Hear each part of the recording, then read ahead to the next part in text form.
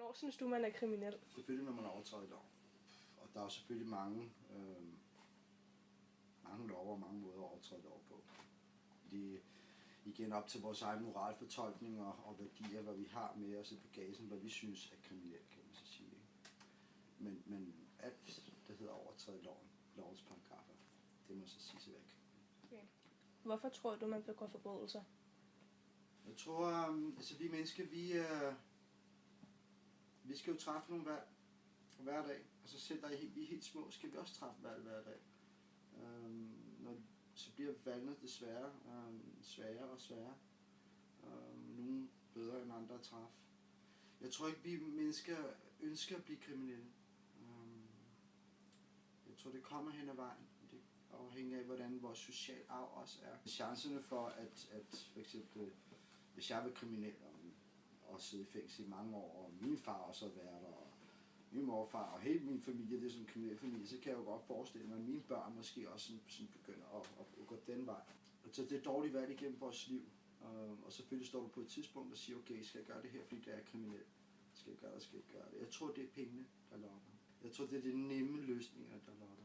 Jeg ser det jo selv med de mennesker, jeg arbejder med, når jeg prøver at snakke om arbejde og uddannelse, og de så hiver sådan en rudepengeseddel op og siger, Alex, det her er tjent på 3 timer. Så skal jeg virkelig finde nogle argumenter frem, som kan modarbejde dem der. Hvordan kan ens barndom og dem, man er omgivet af, påvirke ens at begå forbrydelser? Altså, det oplever jeg rigtig meget her, hvor man har et kæmpe pres for de store søskende, eller hvad skal man sige, den omgangskreds, der er. Det er alle sammen det, at man gerne vil blive anerkendt. Man vil gerne have ros, man vil gerne føle sig en del af noget.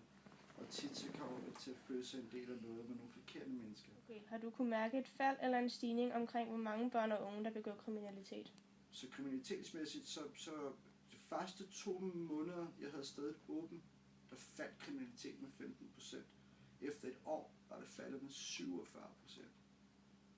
Så jeg tror, de er glade for det her sted her.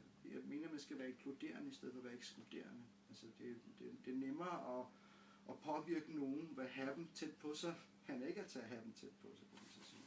Og jeg er helt sådan den opfattelse af, også hvis man drikker, eller man ryger hash, eller hvad man er, så har man sådan en tip, sådan, så må I ikke komme herned, så må I ikke være her. Sådan, hvor jeg har modsatte retning og siger, men lad dem endelig komme.